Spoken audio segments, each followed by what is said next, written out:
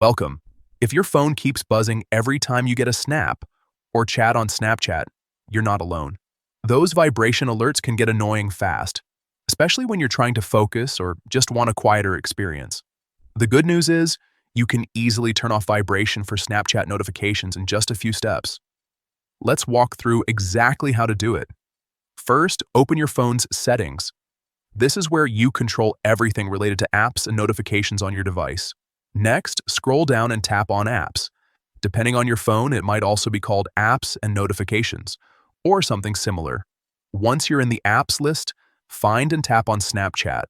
This will open all the settings specifically for the Snapchat app. Now, tap on Notifications. Here you'll see all the different types of alerts Snapchat can send you. Look for an option called Notification Categories and tap on it. This section lets you customize different types of notifications separately. From the list, tap on Snaps and Chats. This is the category that controls alerts for incoming messages and snaps. Finally, you'll see a toggle for Vibrate.